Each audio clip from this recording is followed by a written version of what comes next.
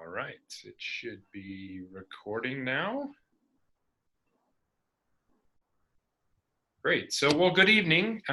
Welcome to our evening conversation tonight, where we hope to provide information that is relevant to our entire school district, but also more specific to our families and students who receive special education services for a variety of reasons across our school district. My name's Fred Rundle. I'm the Assistant Superintendent of Learning Services. This is my 11th year, or just finishing my 11th year in the school district. I served down at Lake Ridge as the principal for 4 years, and then I've been in the district office in a couple of different roles. So before I have our other two panelists introduce themselves, I also want to just say a hello on behalf of Dr. Sue-Ann Booby, who for her own reasons isn't able to attend, unfortunately, tonight, but she sends her best. And this isn't the end or the only time we're going to have some of these opportunities for our families. So she'll join a future one at a later date. So with that, let me turn it over and have Beth introduce herself, and then Jill, and we'll get along with the evening. Hi, everyone. I'm Beth DeGrace. I'm the Assistant Director of Special Services. Just finished my first year, so an interesting year to say the least, but super glad to be here, and thank you for the opportunity to connect tonight. Should I introduce myself now, Fred? Sure, go ahead, Jill. Okay. I'm Jill Hawkins. I'm a parent in the district. I have 2 kids that are on IEPs, one in the PLP program at the high school and one in the PLP program at Island Park. I also have a rising junior in high school. And I am also part of one of the district's work groups that's meeting this summer to do some planning for the reopening in the fall. And Jill, you and I go back all the way to my first years in the district. I think with your oldest, who was probably a kindergartner or right in there. Right. Jill, you've also served on a number of committees, our what was Different Learners Committee at one point, and then our Superintendent Teaching and Learning Advisories. So you've been a great support and advocate throughout. So I want to thank you for being here tonight. Jill's going to help manage the chat. To those of you joining from near and far, please feel free to add questions into the chat. We'll answer them to the best of our ability tonight. Ones that we don't feel like we have great answers for or that we need to come back to, we will save the chat, and then Beth and Sue-Ann and myself will put our heads together and also put out further notes. Want to reiterate that again, for families who may not have been able to join tonight or weren't sure or did not hear about it, this is not the only opportunity that we'll have. So as Jill mentioned, we have been working really since before school even ended, but it's really ramped up once the official school year ended on June 19th in our preparations for next year. We have a number of different work groups, as we're calling them. We have a high school, a middle school, and an elementary work group. Then we have professional learning work groups. We have special services work groups, technology, professional development, health and safety, transportation, facilities. So we have a number of different groups, and all of them involve stakeholders that are both members of our staff as well as parents in the community, and some of them have students as well. All of these teams are working really for the common goal of trying to prepare our system to be able to open up on September 2nd, that first official day of school, and start hitting the ground running, providing the best education opportunity we can for students.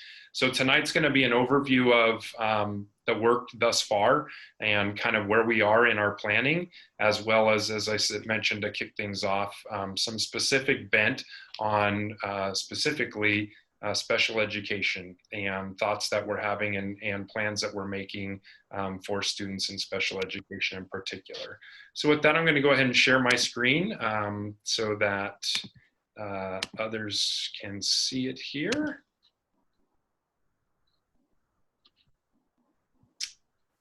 One moment.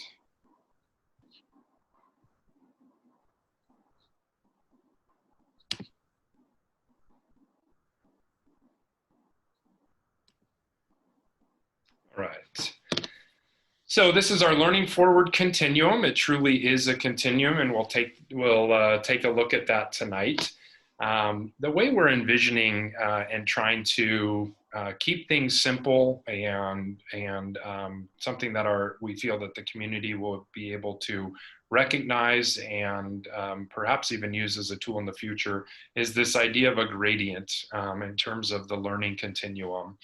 So on the far left there is what we're calling our red learning day.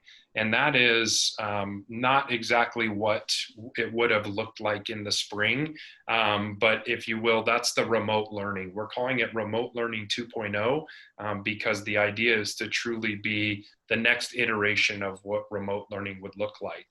We'll go into details on all of these, but let me move over to one to the right that we're calling our Orange Learning Day. And an Orange Learning Day is where we'd be looking at a hybrid schedule for students, where there would be a blend of remote learning and in-classroom learning, and that would be on a different schedule for different students. Again, we'll talk about that. Should conditions improve in and around our community and we can move to a Yellow Learning Day, that's where our students would be able to return to school. We'd be able to have all students in all grade levels, accessing all programs, but we would undoubtedly have an advanced level of precautions in place to make sure that we continue to manage the health and safety and promote the health and safety of staff and students. And then lastly is what we'd call a Green Learning Day. I hesitate and stop short of saying that it would be a return to normal or a return to the way it was on March 12th when we were wrapping or closing our school doors, but it would be with more relaxed precautions. Not sure when and how soon we're going to be able to get to the Green Learning Days. It seems a long way away right now. But then again, we didn't imagine we'd be in this situation anyway. So we're hopeful that things improve at a more rapid pace. So we'll return back to those a little bit later on, but we just wanted to give you an overview of some things that we're thinking about. As we're presenting to different stakeholders, both internal and external to the school district, we're reminding everyone that this plan is dynamic and it is changing. Information that we receive from King County Department of Health or Washington State Department of Health this week might be different next week. And so we anticipate that there will be changes and we're going to be ready to move to tack in different directions so we can be responsive. We know that it is, very likely that when we get to the fall, that we're going to be in some form of remote or hybrid learning as a general statement for our school district in looking at how the public health has improved and then regressed, not just across the nation, but even here locally. We are preparing for the fact that our greatest hope last spring, which was to return to a schedule that was more typical of a school year, we're just not as hopeful as we once were with that. But it is important to remember that we're going to continue to anchor our decisions in really a few key ways. One is, what is Washington State Department of Health telling us? What is King County Seattle Department of Health telling us? And what's OSPI telling us? We know we have lots of different information sources out there providing some wonderful information, but those are really the three that we have to be accountable to as a school district. In speaking with King County Department of Health, it's on more than one occasion, they have emphasized that what we're going through right now doesn't seem to be that second wave, but rather is kind of a relapse, and that they are still pretty confident that it's not when a second wave is going to hit, it's if. And so we're also thinking about how do we need to be prepared for that, and that's why we're thinking about a continuum of learning models throughout the school year. Our goal will be that we can move and adapt at a much more rapid pace between different learning models than we did in this past spring. And so our goal will be able to move more agile, in a more agile manner from one to the next. One of the questions that we've received from parents, but also we're wondering ourselves, is what is going to be a school day? There were lots of amendments made to the provisions requiring school districts to reach 180 school days or the 1,027 hours. And so what we're trying to receive, or what we're trying to gather more information on, is what will those new regulations look like next year? The State Board of Education is the one who is the governing body and that makes these decisions. They're meeting over the course of this next week, and we hope to be able to offer more information to our school teams, our Learning Forward teams, as well as our community when we know those. But it is important that we think about what those mean, especially in the context of special education when we are calculating minutes in special education or percentage of time in special education. So all of these will be important factors as we think about IEPs, services, as well as the general overall operation of the schools. Something that's a little bit confusing is that Washington, under Governor Inslee's plan, has a Safe Start plan, and they have the 4 phases. And, you know, we've heard about being in not just phase 1 or 2, but there's been 1.5 and some of the others. While those will be factors in the grand scheme of things that King County Department of Health will consider, the phases won't necessarily correlate with our phases. In other words, just because we might get the phase 4 in King County, that doesn't equate to our green, if you will. Those are really 2 separate railroad tracks, and while they influence each other, they're not the same. So even in a phase 4, as of this moment anyway, we know that we would still need to be taking precautions such as wearing PPE, face coverings or face masks, as well as maintaining physical distance of 6 feet. There's plenty of information out there and rumors that 6 feet may be relaxed. As of now, that's still the guidelines from King County Department of Health. So the physical distancing is definitely something that is not it's not a black and white issue. And as much as I think some people have wanted to try to create a box around the 6 feet and literally, or maybe a circle, if you will, it just doesn't work quite that neatly. We know that we're going to be trying in a general education classroom to keep desks at this point 6 feet apart to maintain that physical distance.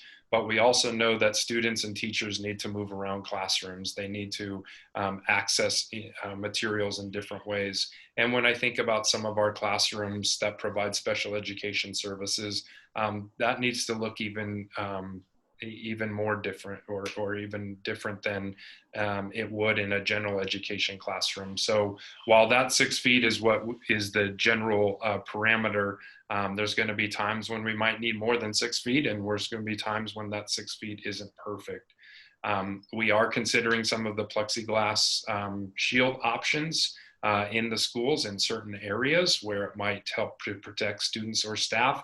But it's a reminder that even those plexiglass dividers are not a substitute for the 6 feet. The other thing that is important to think about is our health screenings. At this point, we know that we're going to need to be able to have a screening or a health screening of some sort by every staff member and every student each day.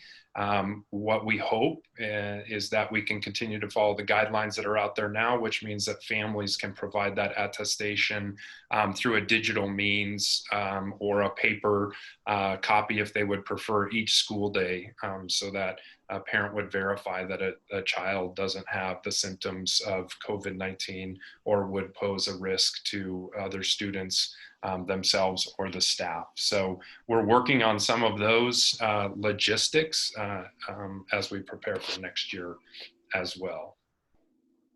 I've talked a little bit about this already, but I think the big question is that some people have asked is, why wouldn't the 6 feet apply to every situation?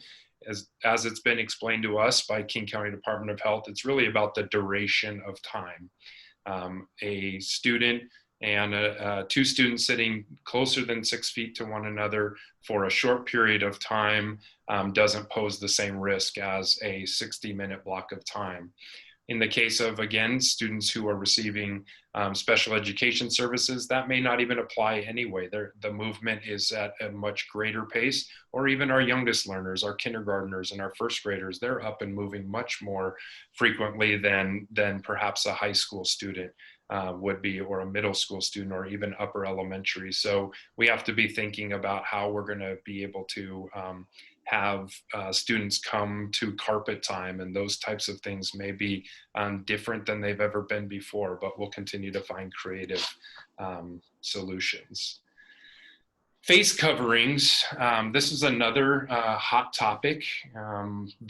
We know as of now that all staff and students will be required to wear face coverings, with the caveat that we know we have some students for medical reasons or based on their specific needs that the face covering just won't work. And we do have workarounds for that. And we have options to be able to make for our staff to have greater protection, so that our students who may struggle to wear a face covering or the face shield can still participate in school. So that's not a barrier to school, but we are looking at different options, such as the shields instead of face masks. Had we talked and held the same conversation 3 weeks ago, it was the face shield and a face mask or covering, and now it's one or the other. And that's just an example of how things are changing constantly for us.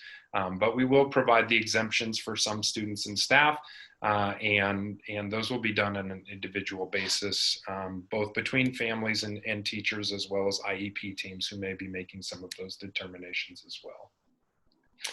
Students may certainly bring their own face coverings. However, we'll provide those as a school district as well. We know some students are going to need clear face coverings on teachers so that they can see if they're working in speech language pathology with our speech language pathologists, or our deaf and hard of hearing students, that they need to be able to see the mouth movements of the teacher to be able to benefit from the learning environment. So we're working on some of those strategies as well.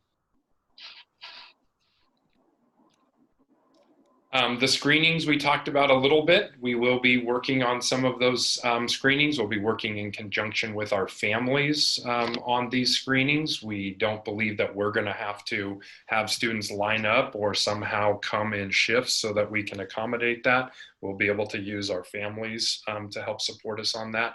And more information will certainly be coming from our school nurses as well as our health and safety team later on. As far as grading and attendance goes, we are looking at different models for how we're going to assess our students and also measure attendance. Just because a student is attending or at least present doesn't necessarily mean that they're engaged. And the conversation that we had last spring was very fruitful in this way, that we were able to start thinking about attendance in different ways other than simply being at school or in a classroom. And the same was true for grading. So we'll continue to think about that, which will also come into play when we're thinking about measuring growth and progress towards IEP goals. I know as a father of a student in the Issaquah School District who has an IEP and receives services, I'm having these same wonderings myself about how are we measuring his progress, both in terms of where he's left off in the spring and where we're going to begin in the fall. And so those questions that you have about IEP goals are ones that we're all posing right now, both personally and professionally. Transportation is something we know that our families depend on, whether or not that's on a metro bus for some of our high schoolers, or a bus that we provide the transportation for as a school district.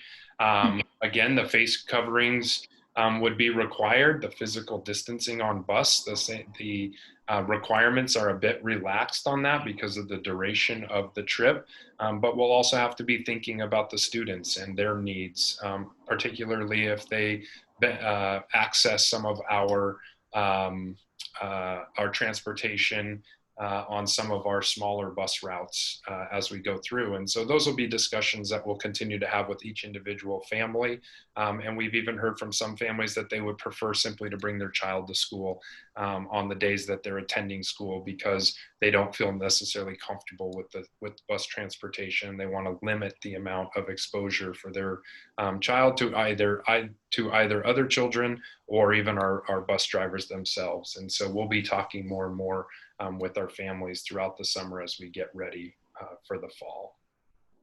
One thing we don't know, and just something to keep in all of our minds, we know we'll have to be doing those daily health attestations, but the question is whether or not those have to be done before a child gets on a school bus or whether or not that can happen at school. And so more information will be coming with that as well. So with that, Jill, I'm just going to check in with you before we kind of go into a bit of a more laser-focused discussion on special education. Anything in the chat that we should address? No, nothing yet. Great. So Beth, let's go ahead and jump into our promotion of equitable access to schools. Why don't I take the big point here, and then I'll let you kind of jump in as well with this. Mm-hmm. I think as a major statement that I certainly want to make as an educator and certainly my role as an assistant superintendent of learning services, I'm a teacher first and always looking to find ways to better the educational opportunities of our students. And with that as a premise, I also know that not all students are going to access the school environment in the exact same way. And some students need more access or a different pace or cadence to that access than others.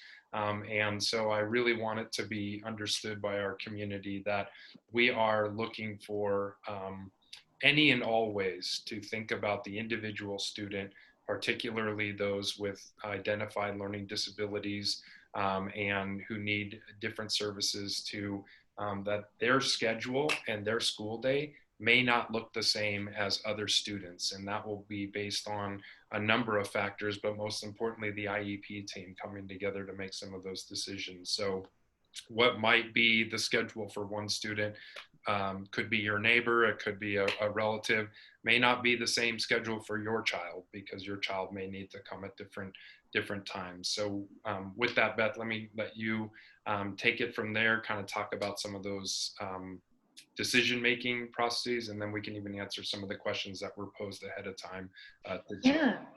Yeah. So I just, someone went into the Q&A. So if there are any questions, if you could put them in the chat, so we don't have to check both places, if that makes sense. So yes, and I wanted to share before I jump into that is Dr. Suann Booby and myself are leading the Inclusive Education Learning Forward group. And like Jill had said, she is part of that group. We also have another parent as part of that group. And we have met twice. The first time we really did a download of the pros and cons, what worked well, what didn't work well, what could we build upon, those types of things. And our last meeting, which was Tuesday, we talked about, we really used OSPI's most recent FAQ around health and safety, and talked about, we talked about the face coverings, the social distancing, and the screenings, and dug into that a little bit more deeply. So we have a lot, as you could imagine, many details to work through, and the many different pieces that are coming together from the Department of Health and the county and things like that Fred shared. So as it relates to the fall and what school is going to look like, it really is specific to the IEP team coming together. If you read some of the OSPI guidance, it really talks about case by case. So it is truly, you know, your particular child may have a completely different schedule than the neighbor, like Fred said.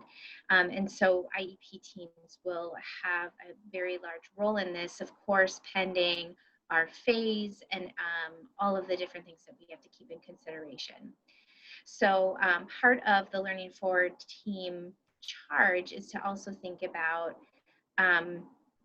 what those schedules could look like, and how the variations of needs might look. And so that will be in an upcoming Learning Forward meeting as well. So there are some questions, thank you, Fred, that had come in advance. And so the first question was, why are you refusing to commit to returning students who require one-to-one supports to access their education back to schools full-time as soon as the schoolhouse opens the doors, leaving aside that remote education that's inaccessible to this cohort and least tolerated by these students. So just like that consistency and piece that need to be in school. And I don't think it's that we're refusing. I don't think that that's it. I think that, you know, like Fred said, teacher first, same here. We are really thinking about how can we meet the needs of these kiddos that really need to be in school, that really need that consistency to be able to build that routine. And that routine then leads into maximizing the instruction. And so all of those building blocks that get the student to that educational piece. And so it's really dependent upon all of the Department of Health, OSPI, thinking about really the labor and industry piece, and our union. So we have several different things that we need to pull in to talk about and things like that. So I don't think it's that we're refusing. We are absolutely coming to the table. We need to have those meetings, the IEP meetings, to talk about what is going to work best for kids individually. And let me make sure that I have answered this. Let me add one piece, Beth, Yeah. before I move on to the next one. In speaking with and working with our Superintendent Koloski, as well as principals and other stakeholders, including parents, I think there's really two groups of students that we're prioritizing most when it comes to bringing students back into the school buildings. One of those groups are our youngest learners, our kindergartners. If possible, looking into our first and second graders. You may have heard other districts who are doing the same, but thinking about how do we get our youngest learners into school first. The other group of students who we are targeting are those who are accessing or benefit from our most robust plethora of services that we offer. We're trying to get away from talking about students in terms of the programs they benefit from, but just for maybe the ease of conversation tonight, we've had what we call the PLP program, personalized learning program. We've also had in the past a Compass program, students who have varying degrees of services related to emotional disabilities and behavior disabilities. So we're thinking about those students who need to benefit the educational or would benefit most from the educational environment by having those intense services. So it's really those two groups of students, our youngest learners, as well as those students that we are prioritizing as in-school learning as much as possible when we return to school. So Beth, how about the second question? What are the district's plans to timely schedule meetings with every IEP family to discuss compensatory education for missed IEP or STI minutes and services last spring? And then is the district going to be proactive? And the hope in this question is that the burden doesn't fall on families needing to make the requests. And I know that the Learning Forward team that you're leading with Sue Ann have been contemplating this. So what can you add to that? Yeah, so it's a great question. And we do need to come together as teams to talk about what what this whole school closure, how that impacted each student. And so one thing that not only from a special education perspective, but from the broader perspective is thinking about what data we need to collect at the beginning of the school year to see where kids are as they show up at our doors again. And so that's the same for students receiving special education services, is really looking at their goals and assessing their goals, and looking at all the data pieces to see how they are all showing up. And so as we collect that data, we will be able to have those meetings to really inform that decision. And so that's probably the best answer I have for that. We know that that needs to happen, and we know that we need to collect that data also to make sure that we can make some informed decisions. That's when do you foresee the IEP meeting starting? That's a good question. I think we need to collect data. We really do. And so the question is when can we collect the data? And so really thinking about that, and I'm part of the assessment team, Learning Forward team, and we have talked about bringing teachers, how can we bring teachers back a little bit early so that we can collect some of this information so that we really understand where kids are as they enter the building. So will parents need to be requesting these meetings? Or are they going to be scheduled? No, no. We haven't talked to be really honest, Sue Ann and I have not talked in depth about what this process will look like yet. But what we do know is that the meetings do need to happen. So I don't think it's something that, like was shared in the question, the burden should not be on the families. And I think it's a collective partnership effort to have, to come together and have these conversations. So we have some evaluations that we're getting kind of backlogged a little bit from the spring.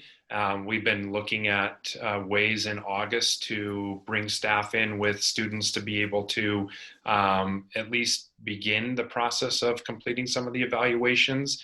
We may not be able to conclude all of them. Certainly staff availability in the summer, just to be completely honest, is a factor in this. And so we'll be working with our staff based on their availability as well. Mm-hmm. And then another question that's come in through the chat: why should or would parents agree to amend an IEP to reduce services or supports or service minutes? I think that would probably be something that a family would have to make that decision. I know of some families where the at-home learning option, the remote learning, worked much better for some students. And so a family may be choosing some different services through that.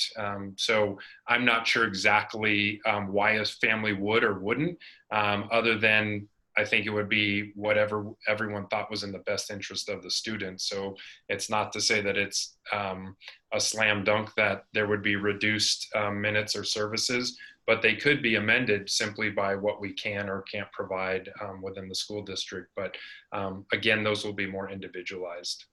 Mm-hmm. Great question.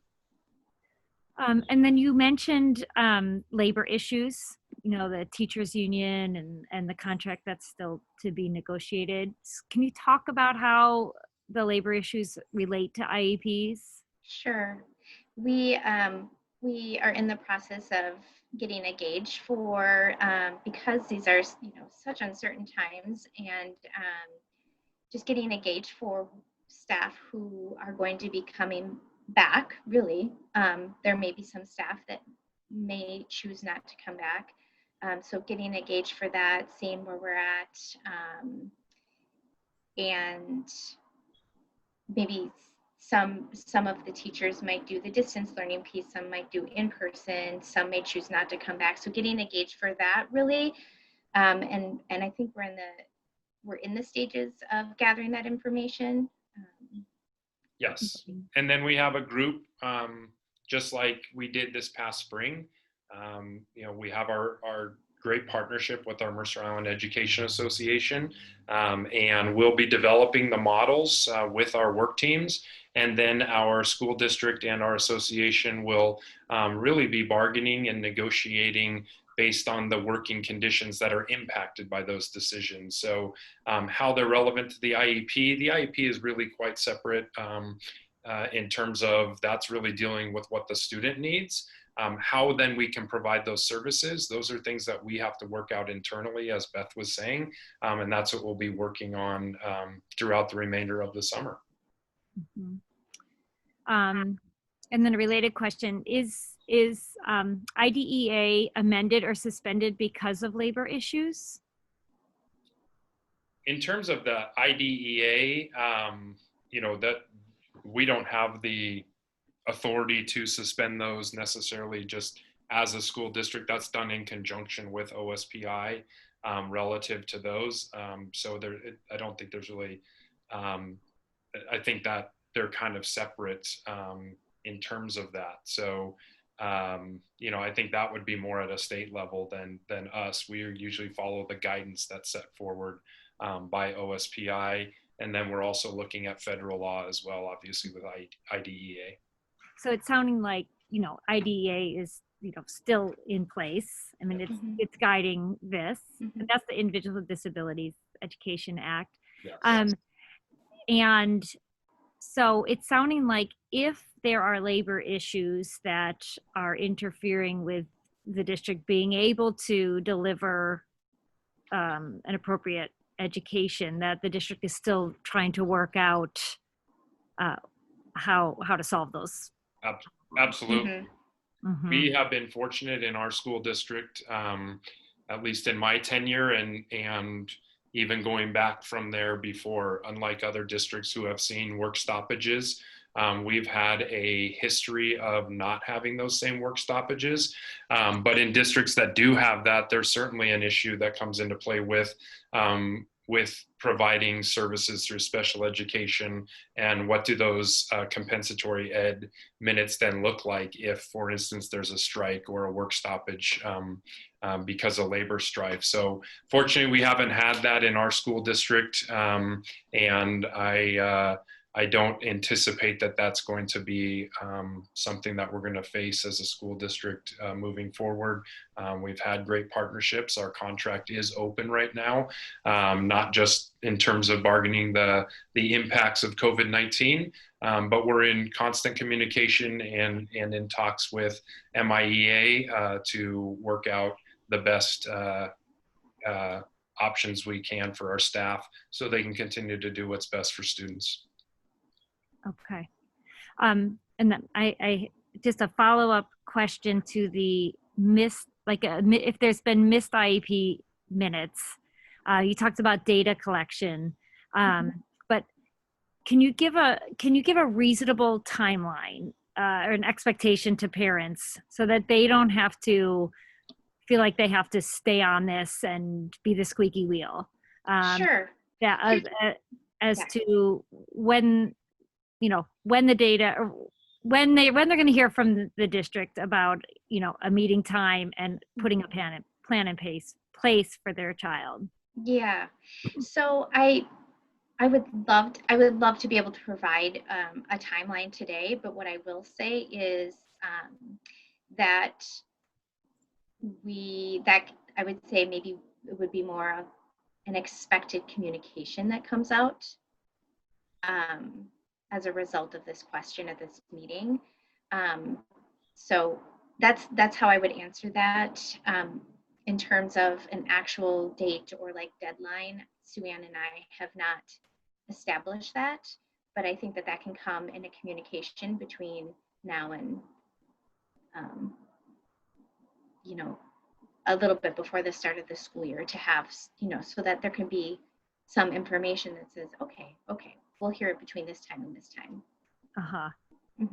So you know, by the end of the summer, just a clearer, maybe a clearer idea of how things will unfold for parents and when school starts. Yeah. Okay. Okay, another question. My son, an incoming sophomore, had a lot of trouble focusing during online lectures. One thing that would help is if the teachers recorded their lectures and shared all notes. Can we make something like that a standard practice? I can't imagine it's just IEP kids that have trouble with this. Our Learning Forward teams are having these exact conversations right now. Basically, we're trying to build models of what would instruction look like if we're in that remote 2.0, the red learning, and I'll return back to that here in a moment, or if we're in that hybrid learning, or if we're back in the yellow model. So those are the exact conversations that we're having in terms of the recordings versus not recording, and what that's going to look like. So more to come on that. I don't have a bunch of information on the exact specifics of that, but a great question. Yeah, and it sounds like, you know, this will be a work in progress of everybody sort of coming up with best practices around remote learning, because this is pretty new to everybody. But that's certainly a great suggestion. Okay. So another question, to clarify, is the district open to granting requests for compensatory education in individual cases? Absolutely. Yeah, you can always, families feel welcome to email us your concerns around that. Absolutely.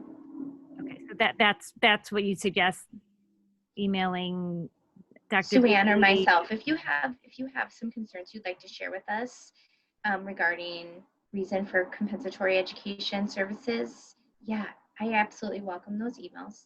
Yeah. Those will also be part of the discussions as we are having our IEP meetings coming back to school. I think I saw one of the questions around there is a little bit of clunkiness to the timing because school is going to start, and yet we won't have had the opportunity to hold every single IEP meeting for every single child in the district. And so some of it, as Beth was saying, is we'll be doing it as soon as reasonably possible as we can open up the school year.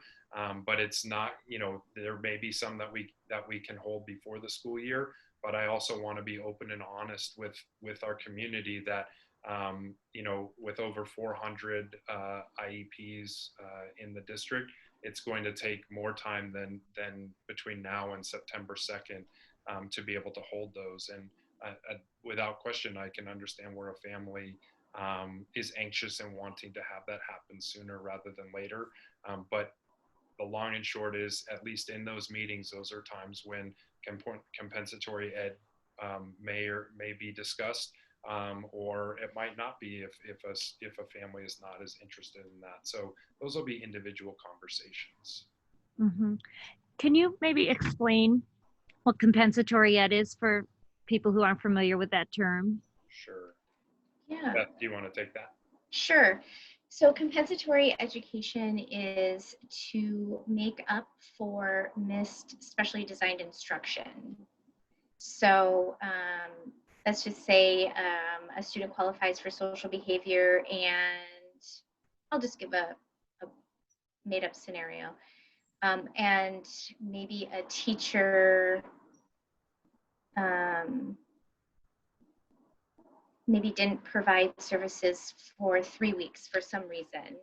A team might come together to say, students did not receive social behavior services. What has the impact looked like? And how can we make this particular service up and make it right? Okay. And I mean, do you want to get into what sorts of compensatory things have been offered in the past, are coming to mind? Are they Sure. discussing? Yeah. I can give a brief, you know, it's very individual. And so compensatory education is not a minute for a minute. And really, we look at a lot of different pieces. So for this, we will look at services that were provided during COVID, we will look at data, we will look at progress, we will look at several different data points to make that decision, and it's very individual. OSPI also has guidance in I think it's a May 5th document, and it just talks about several different options. It could be anything from, it could be tutoring, it could be a few additional minutes to the IEP, it could be several different things, really. Okay. Yeah. All right.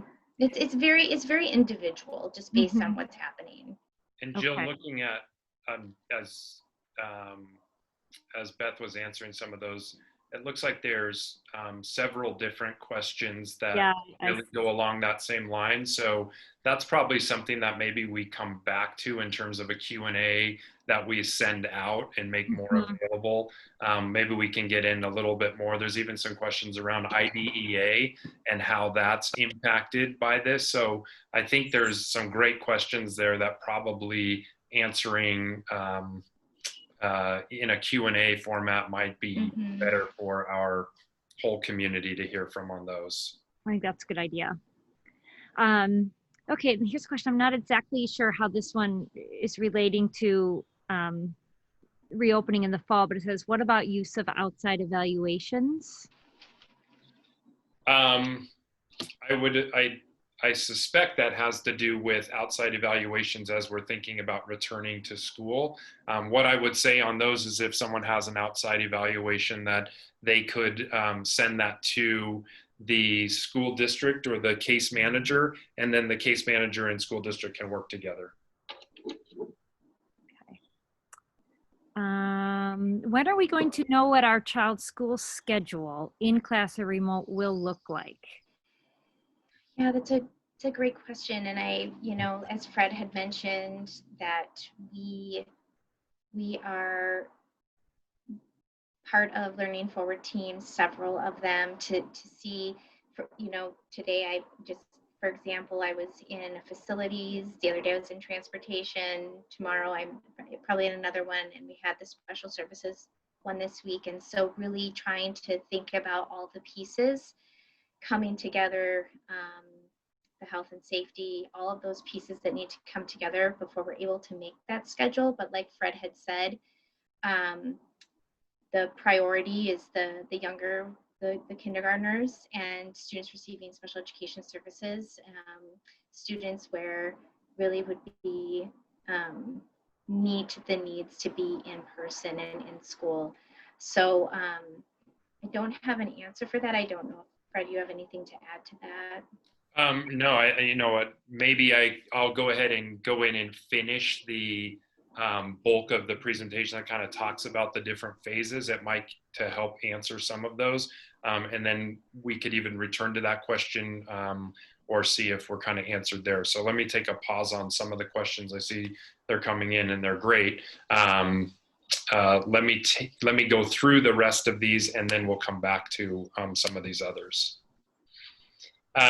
So just a return here is, there's been a lot of questions around it. What will the school district do in the event that we have a staff or student who has a confirmed case of COVID-19, or there's been contact, and how will we do the tracing?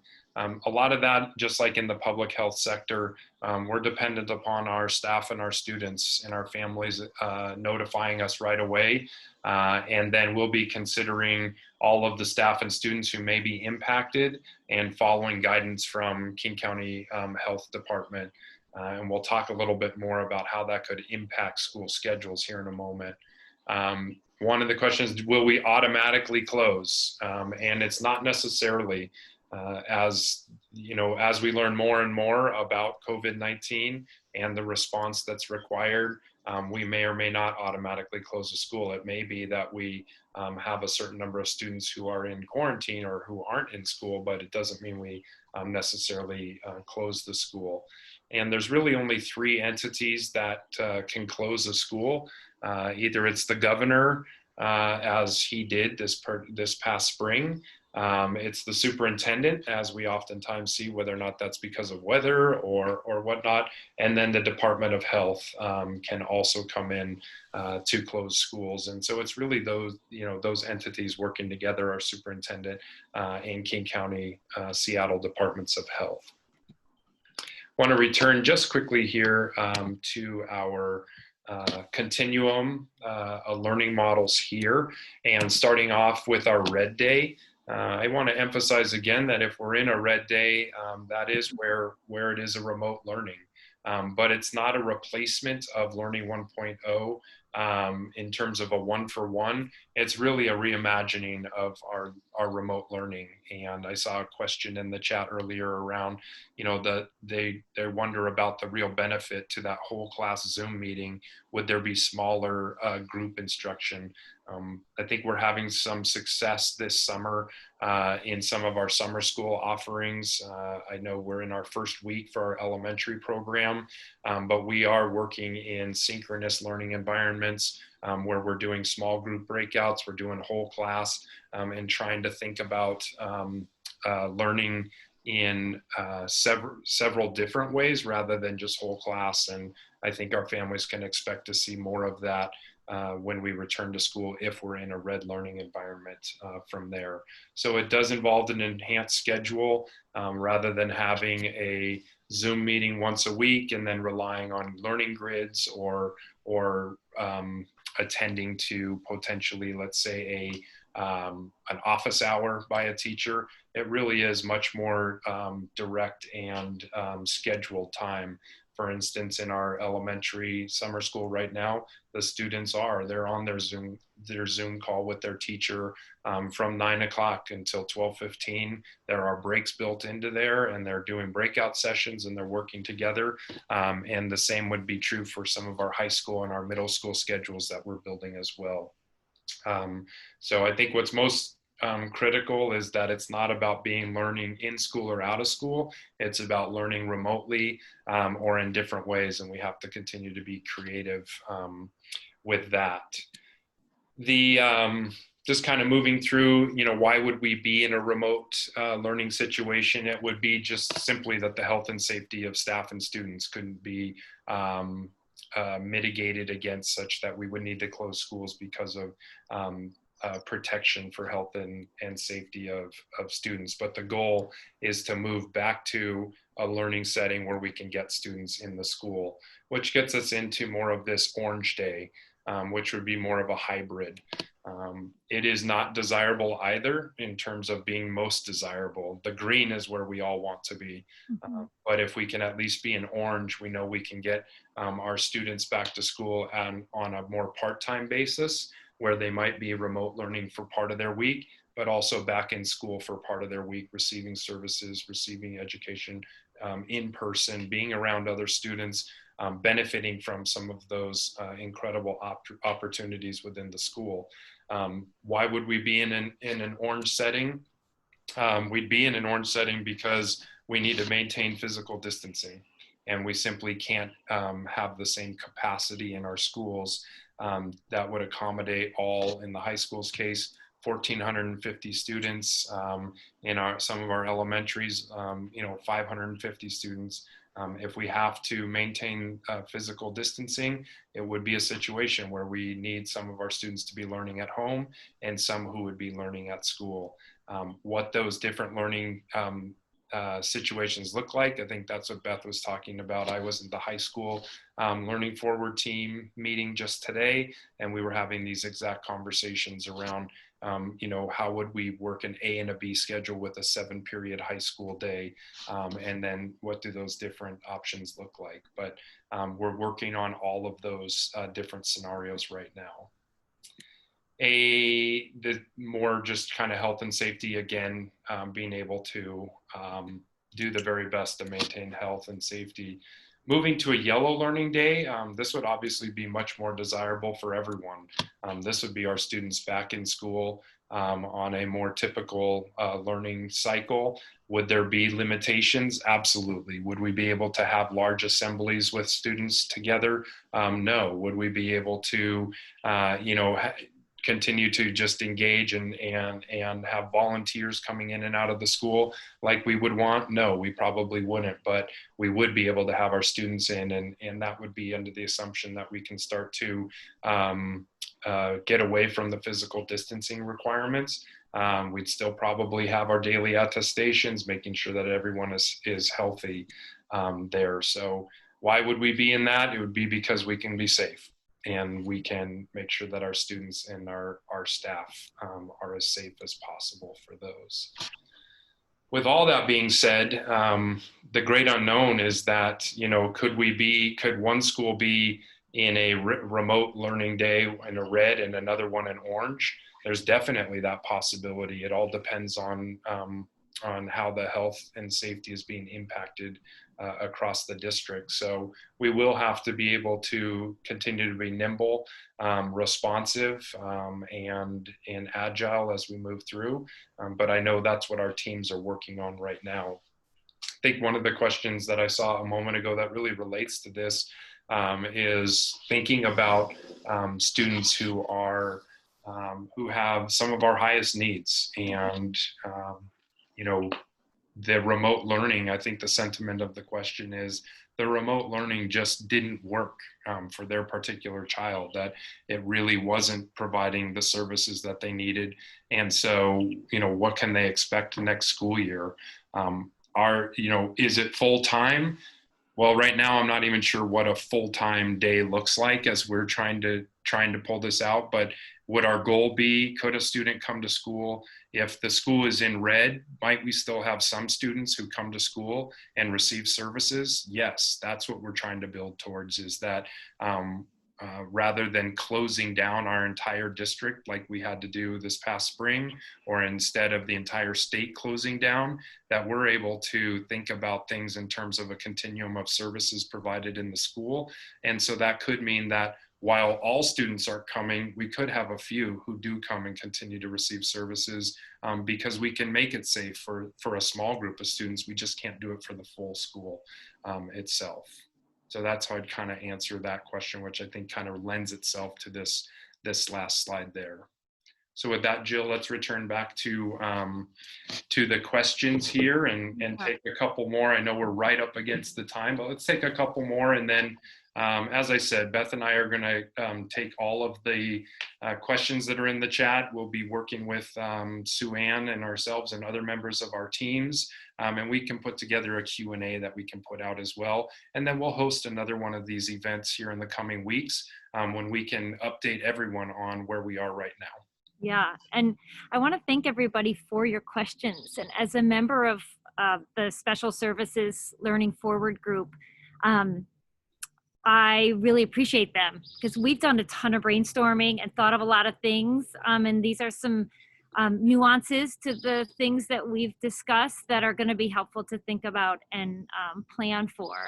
And I just want to say, being part of these committees as a parent, I have been very encouraged at the level of commitment by the staff members. I mean, it's a broad group between the specialists, the OTs, PTs, and teachers and paras, and they want to be back in the classroom. They want our kids back in the classroom. They don't want to teach remotely. They know that it wasn't a great model. I mean, it was for some. There are some that it did work out better for, but certainly not everybody, not the majority.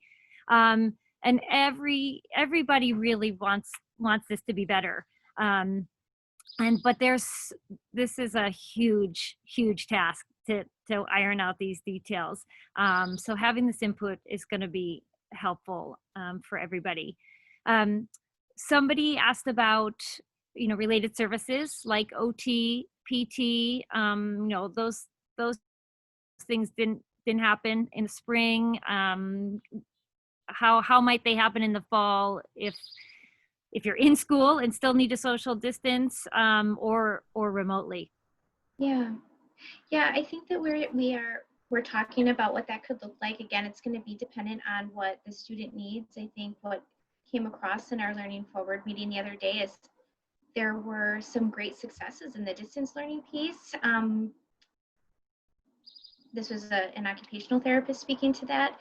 So it's really thinking about each student and how to maximize, if there's a portion of distance learning, how to maximize that for that particular student, and then how to maximize the in-person services, and what that might look like for kids. But we are talking about what, where, how that could all be done, really thinking about how to keep the student and the staff safe, so that those services can be provided, again, if they need to be in person, however it looks for that particular student.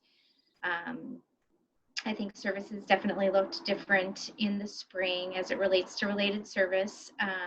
It could have looked like parent coaching. It could have looked like working with the student if it was speech services. So we're really talking about a lot of different options, and what it could look like for kids.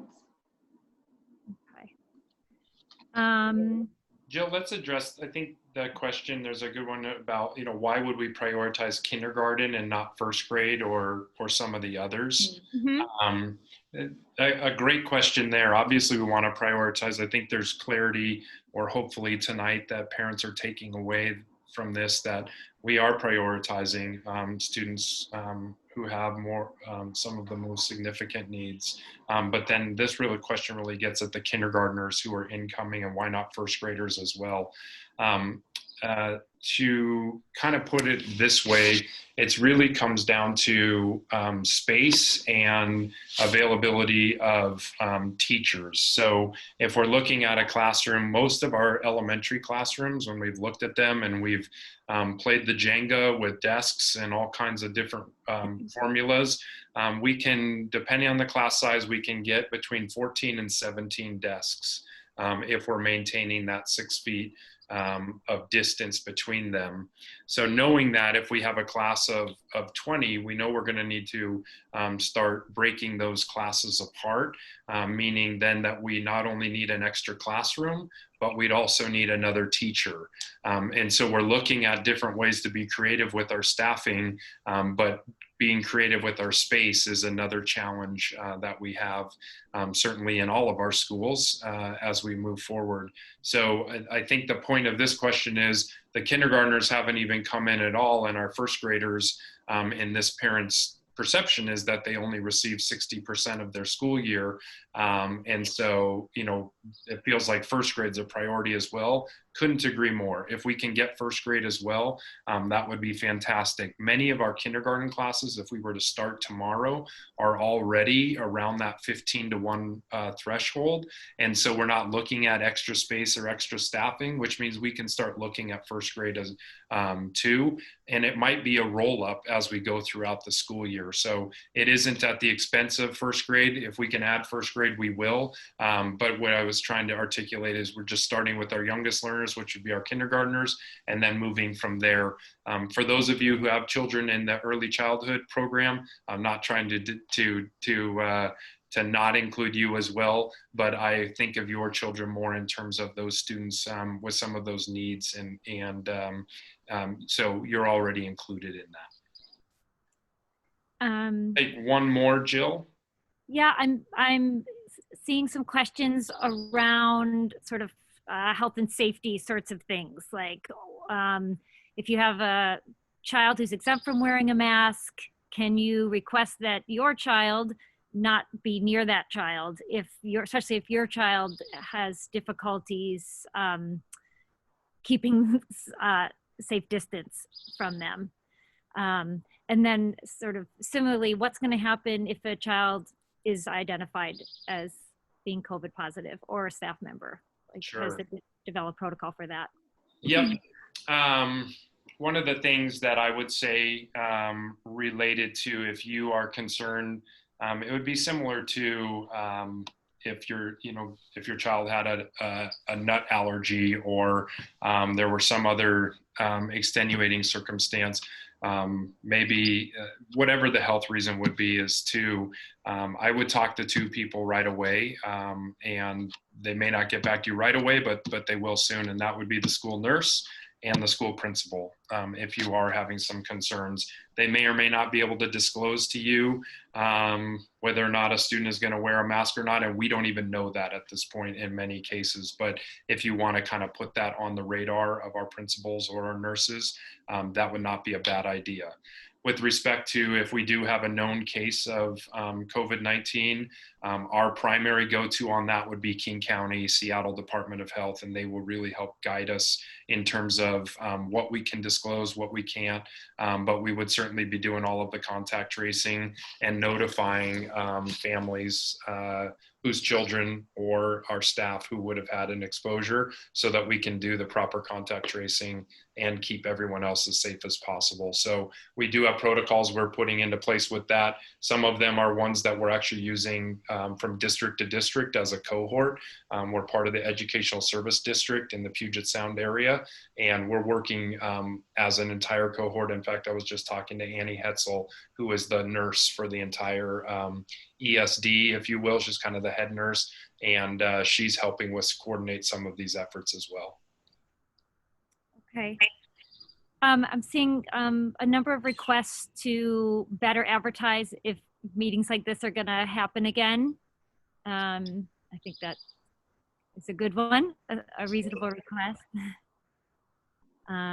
So can we, if we host another one of these, can we be assured that some sort of communication will go to all special ed parents or all stakeholders that it might apply to from the district? Absolutely. And this meeting itself, it kind of took on a life of its own, but in a really positive way. It started with a number of families who had reached out to Sue Ann and myself, really wanting some information. And so we wanted to put something together. And then, you know, I think it was, how could others benefit as well? And it's not meant to not include others, but it kind of grew organically. And but as I said at the beginning, this is not the only opportunity. You know, July 9th may not be the best night for a number of families. And so we certainly don't want this to be a one-time opportunity. And in 2 weeks, we'll have even more information. And then another 2 weeks, we'll have some more. And some of what I know in 1 month is going to contradict what I'm saying tonight, because things are changing. And it's not for any other reason than, you know, a lot of this is unknown. What is known, though, what Beth and I try to do each and every day, along with our colleagues, and I know that this hasn't always felt, maybe that there hasn't always been the feeling that the best students have been in mind, but I do assure you that the health and safety of everyone has always been in mind, and how we're delivering educational services in this new era is completely different for all of us. And we are trying harder than ever now to find the edges of the rules, to bend those, and to try to get as many students back in school as possible on September 2nd. We know that we have tremendous educators, we have great principals, and I would say we have even better students. That's why we're all here each and every day. We don't build the schools for all of us as adults, we build them for the kids. And we're going to be continuing to build some great models so that our students can thrive.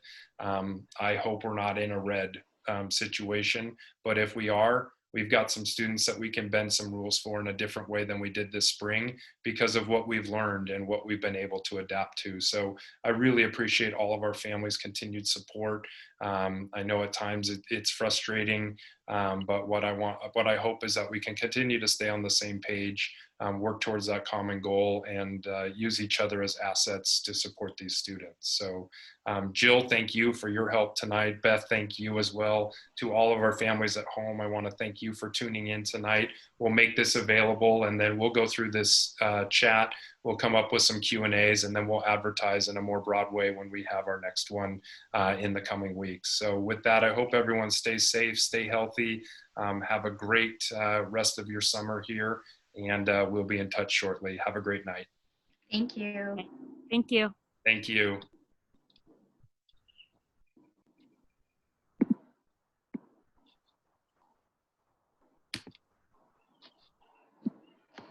I can make a copy of the chat. That's how I was wondering. Can we? Yep. Okay. Let me just make sure I've got it. There was one Q&A here. What was this? Okay, it was kind of similar. All right. Don't close Okay. it. That did not work. How do you do that? There's a little save. Oh, save chat. Yeah, there's those 3 little buttons there. Uh-huh. So we can save the chat. Okay. Great. All right. Jill, thank you. I saved the Oh, chat. Didn't really but- do much. Yeah, no, it was great. I wasn't in the hot seat. You guys were. No, it's fine. We appreciate your help there. And I think being able to hear some of the questions or whatnot will help you on the committees as well to represent other voices. So really appreciate your help tonight. Yeah, great. All right. Thanks All right. so much. Have a great night. Thank Take you. care, Jill. Okay. Bye. Fred, just wait. Fred, Yep. just wait. If I save the chat, where does it save to? Just it saves. You get a choice. I saved it as well just in case, but you can, it'll usually show to a folder. Yeah. You have a Zoom folder attached to your account, and it will be in there. And as soon as I stop recording, it will do the same thing. It will download.